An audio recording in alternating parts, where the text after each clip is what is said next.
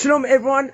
This week it's going to be Shabbat, Parshat Tetzaveh, this Shabbat, very interesting. And actually, at the time of recording, we are on the 7th of Adar, which naturally is the date of the birth of Moshe Rabbeinu, and the date marks the date of passing, the Hilula of Moshe Rabbeinu, our great rabbi, our great forefather.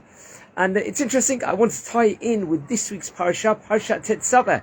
We're actually going to learn next week in Parshat Ki Tisa, in next week's Parsha, that after there's going to be the atrocity, the great sin of the golden calf, which Am Yisrael are going to fall short on, Hashem wants to wipe out Am Yisrael, wipe out the Jewish people, the Hebrews, the Jewish people. After they've received the Torah, they did the golden calf, and Moshe Rabbeinu begs and pleads with Hashem, and even actually says that he is prepared to have his name wiped out from the whole Torah, just to spare Am Yisrael. He's actually willing to do that if Hashem was going to end up erasing all of Am Yisrael. Moshe Rabbeinu was willing to go to those measurements. So we learn from this week's Parsha, his name in Parshat Tetzaveh is not mentioned at all explicitly. Moshe Rabbeinu's name is, because in Parshat Ki Tisa is next week's Parsha, and he actually makes this offer, let's just say this threat that he doesn't want his name in the Parsha.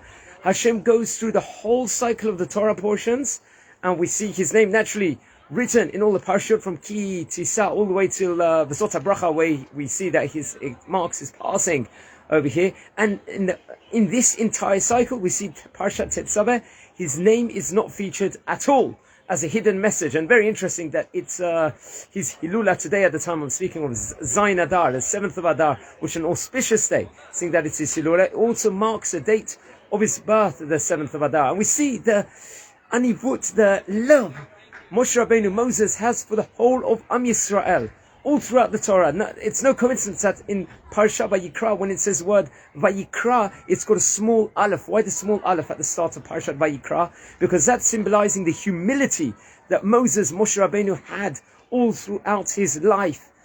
And there's many other examples about the greatness of Moshe Rabbeinu and his humility, that when Am Yisrael, they were going to suffer through the back-breaking labor over there, Moshe Rabbeinu pleads with Hashem to stop the back-breaking labor, which in Mitzrayim, the Egyptians, had put onto Am Yisrael over here. But more significant is, as I stated before, him just stating he wanted his name erased from the Torah. Just even that idea itself, it shows that what the tzaddik says, or what a person says, can have great significance, because this week's Parsha doesn't feature his name in it naturally. And there's this idea inside the Torah that we should always be careful what we say. We shouldn't say, if God forbid, we shouldn't, if we're in the heat of the rush of the moment and we're very agitated with whatever it might be, with a suffering or it might be, we shouldn't make an empty threat. We shouldn't just say something just in general, something rash in general, because all our words we do, it can be for the better or for the worse, whatever we say. We've got to be calculated in the statements we say. Hashem's given us his present, the mouth itself. We should use it to say words of Kedusha, to say words of brachot to other people, not to use it to just say curses onto other people or wish other people bad. Hashem's given us this present of the mouth to just say, in general, to say good things, to watch what we say. That's why the Chafetz Chaim wrote a whole book of the Chafetz Chaim, all the code within regards to all the words we can say, what might be Lashon Hara, what might not be Lashon Hara, how to use our mouth. And this is what we can do. Hashem gives us the gift to everybody to use the mouth for the good purposes. They say one time there was a story that there was a person in the market, and a man said to him, "Come, bring me something good from the market." So he brings the tongue. Bring me something bad from the market. Also brings the tongue. Why is that? Because the tongue over here can be used for the good. It can build people up. It can do everything incredible. However, also it can destroy somebody. It can destroy people. If we make a sly comment against someone else, we make a hurtful comment against someone else, it can be very, very much destructive. It can be. And we see that over there. And there's an example the Midrash actually says that within regards to Og Melech HaBashan, he's one of the people that survived the Mabul, survived at the time of Noach, at the time of Parshat Noach. We see he survives it and lives for thousands of years. And how did he get this arichot yamim? What was his zuchut, what his merit at that stage in time? So it's interesting. The Midrash actually relates that one of the reasons why he got such great arichot yamim, because he once complimented Abraham and Sarah, Abraham and Sarah respectively, and said how beautiful they are as a couple, how incredible they are. He came up to them and they felt all built up.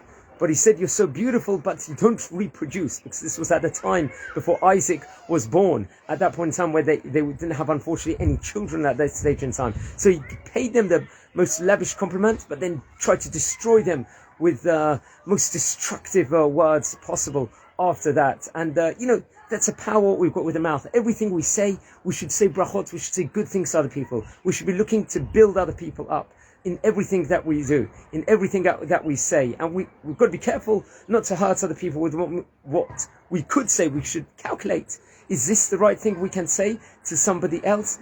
Is this the wrong thing we can say to somebody else over here?